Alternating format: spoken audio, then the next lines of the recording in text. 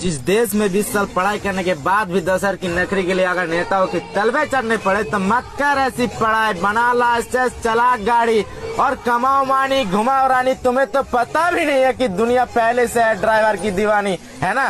तो कमेंट कीजिए।